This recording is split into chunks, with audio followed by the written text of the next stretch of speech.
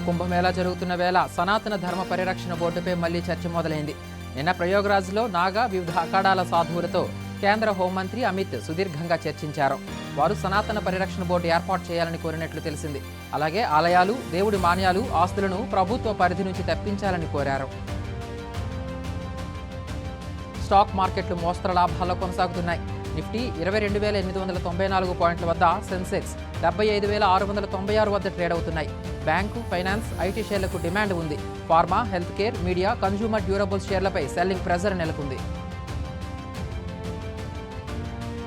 ప్రజా జీవితంలో బాధ్యతాయుతంగా వ్యవహరించాల్సిన ఇద్దరు నేతలు రెచ్చిపోయారు.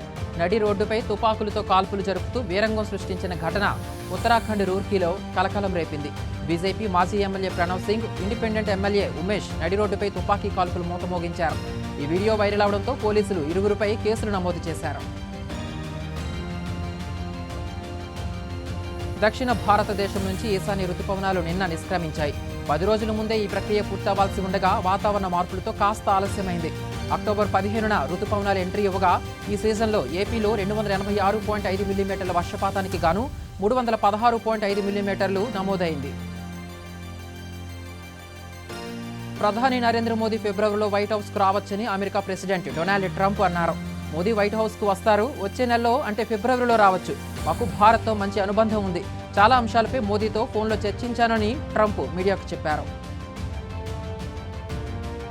తెలంగాణలో వచ్చే వారం రోజుల పాటు పగలు, రాత్రి ఉష్ణోగ్రతలు 2 నుంచి 3 డిగ్రీల వరకు పెరుగుతాయని వాతావరణ శాఖ తెలిపింది. కొన్ని జిల్లాల్లో ఉదయం పొగమంచు తీవ్రత కొనసాగుతుందని పేర్కొంది.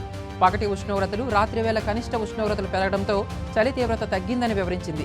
అటు ఏపీలో మన్యం సహా పలు ప్రాంతాల్లో చలి తీవ్రత కొనసాగుతోంది. తెలంగాణలో గత దశాబ్ద కాలంగా ప్రగతిశీల ప్రభుత్వ విధానాల వల్ల దేశంలోనే అత్యధిక తలసరి ఆదాయం కలిగిన రాష్ట్రంగా తెలంగాణ అవతరించిందని కేటీఆర్ అన్నారు. ఈ విషయాన్ని ఏపీ సీఎం చంద్రబాబు సైతం అనేక సందర్భాల్లో ప్రస్తావించారని గుర్తు చేశారు. థ్యాంక్ యూ సిబిఎన్ గారు, దయచేసి ఈ వాస్తవాన్ని జీర్ణించుకోలేని మీ పూర్వ శిష్యుడికి దీనిపై అవగాహన కల్పించండి అని ట్వీట్లో పేర్కొన్నారు. సిఐఎస్ఎఫ్ 1124 పోస్టుల భర్తీకి దరఖాస్తులు కోరుతుంది. Constable, driver cum pump operator, driver for service పోస్టులు ఖాళీగా ఉన్నాయి. మెట్రికులేషన్తో పాటు డ్రైవింగ్ లైసెన్స్ ఉండాలి. జీతం నెలకు 21,700 నుంచి 69,100 వరకు ఉంటుంది. ఫిబ్రవరి 3 నుంచి మార్చి 4 వరకు అప్లై చేసుకోవచ్చు. తెలంగాణ ప్రభుత్వం రైతులకు ఇచ్చిన హామీలను నెరవేర్చలేదని నిరసిస్తూ ఇవాళ నల్గొండలో బీఆర్ఎస్ రైతు మహాధర్నా నిర్వహించింది. క్లాక్ టవర్ వేదికగా కేసీఆర్ నాయకత్వంలో ఆ పార్టీ నేతలతో పాటు పలువురు రైతులు నిరసన తెలిపారు. తెలంగాణలో అన్ని ప్రభుత్వ విద్యా సంస్థల్లో మధ్యాహ్న భోజన పథకానికి సంబంధించి ఒకే విధమైన కామన్ మెనూను అమలు చేయాలని విద్యా కమిషన్ ప్రతిపాదించింది.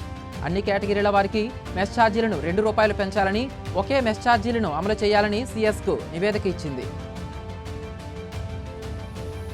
మల్టీ లెవెల్ మార్కెటింగ్ మాయలో పడి మోసపోవద్దని ప్రజలకు తెలంగాణ పోలీసులు సూచించారు.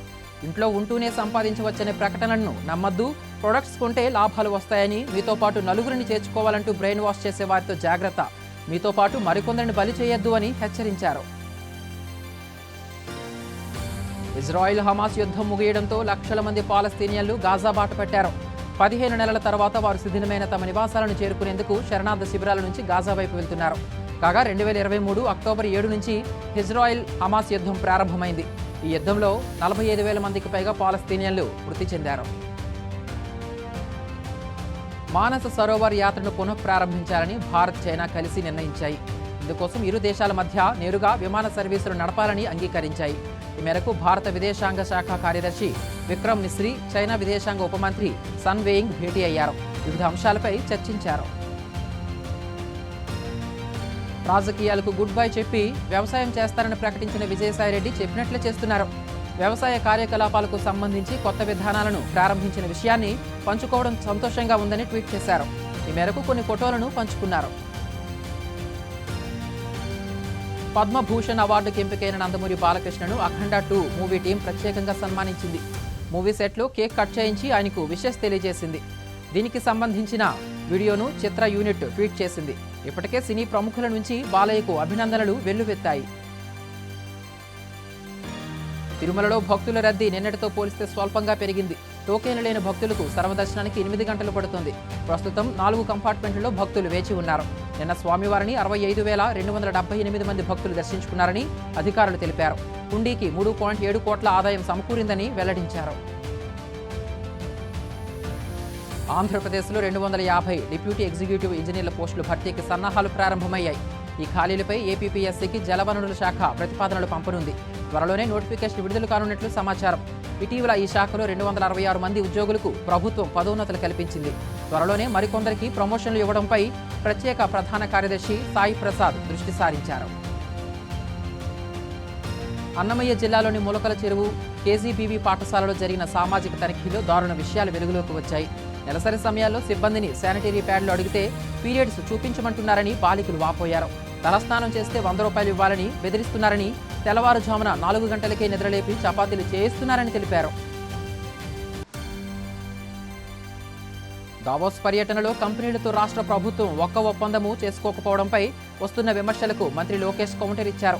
సిబిఎన్ 1997 నుంచి దావోస్కు వెళ్తున్నారని, అక్కడ ఎప్పుడు ఎంఓయూలు జరగవని చెప్పారు. చర్చలు మాత్రమే జరుగుతాయన్నారు. కూటమి ప్రభుత్వం వచ్చిన 7 నెలల్లోనే రాష్ట్రానికి 6.33 లక్షల కోట్ల పెట్టుబడులు తీసుకొచ్చామని తెలిపారు. ఏపీలో పథకాల అమలుపై సీఎం చంద్రబాబు చేసిన కామెంట్లకు మాజీ మంత్రి అంబటి రాంబాబు ఎక్స్లో కౌంటర్ ఇచ్చారు. సంపద సృష్టి లేదు, సంపింగి పువ్వు లేదు, జగన్ మీద తోసేసి చంద్రబాబు లోకేష్ చేతులెత్తేశారు. హామీలు గాలికి వదిలేశారు. గోవిందా గోవిందా అని ఎద్దేవా చేశారు.